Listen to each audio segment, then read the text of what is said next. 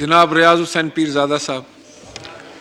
شکریہ جناب اسپیکر، میں کیونکہ کوشچن آور میں آپ نے پوائنٹ آف آرڈر لے لی ہے تو میں اس لیے محرم کے حوالے سے بات کرنا چاہتا ہوں۔ سر میرے پاس شیعہ کونسل کے ممبران ملنے آئے تھے اور انہوں نے مجھے ایک لسٹ پیش کی جو پچھلی حکومت کے دوران کیسز درج ہوئے مجالس کے حوالے سے اور شیعہ عقیدے کے حساب سے جو ہمارے جلسے اور نواسہ رسول کی عزاداری میں جو کیسا انصاف ہے جناب اسپیکر کے آرٹیکل 20 آپ کا کہتا ہے کہ اس ملک میں جو بھی آپ کا مذہب ہے آپ کا اس کا احترام کیا جائے گا، اور آرٹیکل 25 جو ہے اس میں ایکویلٹی ہے بیفور لا۔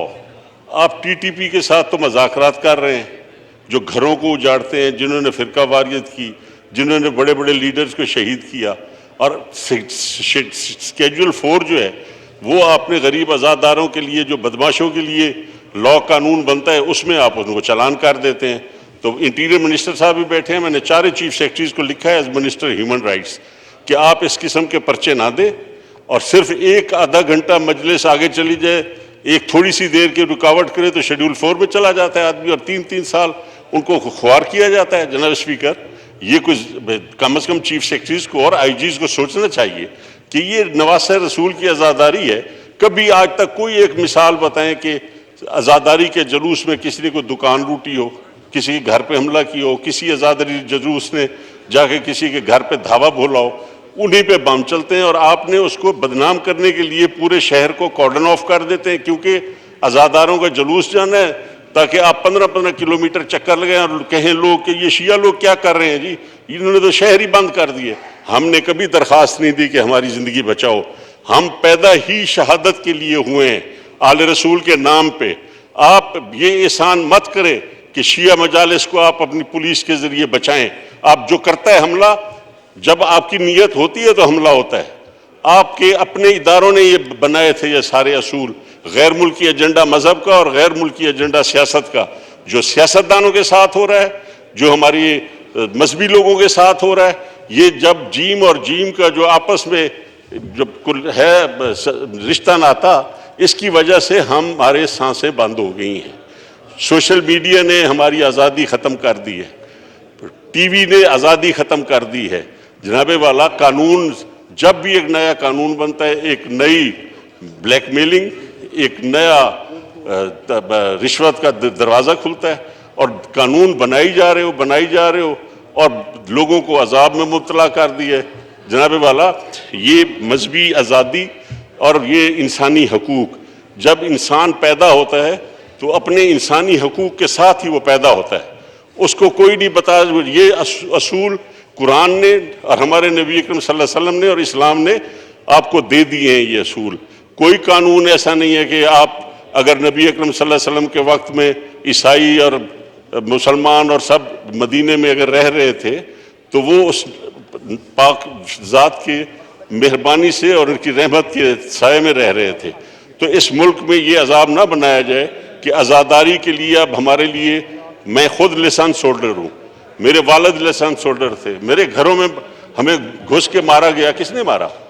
اور ہماری سرائکی علاقوں میں تو ہمارے مہمان خانوں کے دروازے نہیں ہوتے، اور گھر کا جو تحفظ ہے وہ بنیاد ہے اپنے گھر کی 4 دیواری آپ کو حضرت نبی اکرم صلی اللہ علیہ وسلم نے خود عطا فرمائی ہے۔ کہیں بلوچ، سندھی، پٹھان، ہم روایتوں والے لوگ ہیں، ہم جڑے ہوئے لوگ ہیں، کبھی ایسا واقعہ نہیں ہوتا کہ کوئی بلوچ کسی بلوچ کے گھر پہ حملہ کر کے مارے، پٹھان کے گھر پہ حملہ کرے۔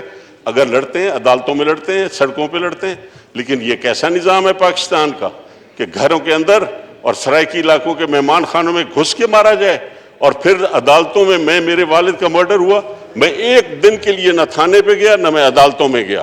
مجھے یقین تھا کہ نہ مجھے وہاں سے انصاف ملے گا اور نہ یہاں سے ملے گا، اور وہ اللہ تعالیٰ نے مہربانی کی، جب پہلا میزائل فائر ہوا میرم شاہ میں گرا تو میرے والد کے جو 2 قاتل تھے وہ اسی میزائل میں مر گئے تھے۔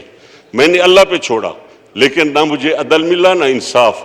اور پاکستان کیسا ملک ہے جہاں سچائی اور انصاف اور عدل کا نام نہیں رہا، جہاں 3 جو ہے 3 کا تو جناب والا 3 کا تو ایسی ہے ہند سے علم العداد میں کہ یہ کیا ہوتا ہے 3 کے خلاف ہر جگہ۔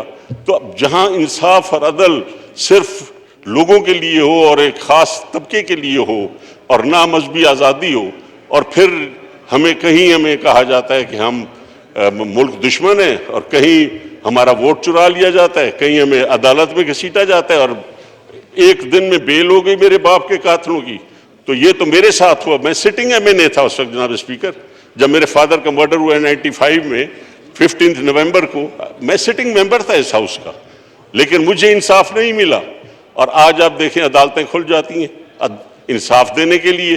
जनाब स्पीकर, ये हमें अब सोचना पड़ेगा, और सियासतदानों को, पूरे मुल्क के सियासतदानों को अब वक्त आ गया है कि हर चीज़ जो है कानून और दायरे में आनी चाहिए। जिस तरह जजेस का कानून है कि उनकी सीनियरिटी अकॉर्डिंग टू कॉन्स्टिट्यूशन है, इसी तरह अब आर्मी में भी ये कानून लागू होना चाहिए कि इसको दायरा कार में लाएं और कॉन्स्टिट्यूशन के अंदर इनकी तरक्की हो, ताकि ये मुल्क एक अजाब से बच जाए कि जब भी इनकी कुर्सी का मसला आता है तो पूरा मुल्क जो है इस वक्त स्टैंड टू है। जब तक ये फैसला नहीं होगा, हम अगले 2 महीने अजाब में रहेंगे। जनाब वाला, ये पार्लियामेंट मेहरबानी करे, अपने आप को साबित करे। सियासतदान चाहे इधर बैठे हैं या इधर बैठे हैं, अपनी पगड़ी को तो संभालो। अवाम के हम नुमाइंदे हैं। क्या जुल्म है कि वो अवाम जो मुझे वोट देती है वो ही मुझे करप्ट कहती है। अफसोस है ये। जनाब वाला, मैं आपको इस्तदा करता हूँ कि आपको मैं ये लिस्ट देता हूँ। ये पंजाब में सबसे ज़्यादा पर्चे दर्ज हुए, ये मैं आपके रिकॉर्ड पे लाना चाहता हूँ, मैं लाया हूँ। और ये पर्चे दर्ज हुए, और ये पूरी फाइल में आपको दे देता हूँ। और जो मैंने लेटर लिखा है ये आपके रिकॉर्ड के लिए कि ये पंजाब में हुआ है, बलूचिस्तान में एक आध केस हुआ है, सिंध में कुल 2 से ज़्यादा नहीं हुए। पंजाब में सिर्फ इस्लाम लागू होता है पर्चों के ज़रिए। तो इस रविश को बंद किया जाए, और ये रिकॉर्ड में मैं आपको दे रहा हूँ। मेरी इस्तदा है कि as a minister human rights मैं रिक्वेस्ट करता हूँ तमाम चीफ सेक्रेटरीज को और IGs को कि इस किस्म के पर्चे ना दे, वरना मुझे as a minister human right फिर कुछ ना कुछ करना पड़ेगा, और वो फिर अच्छा नहीं होगा। बड़ी मेहरबानी सर।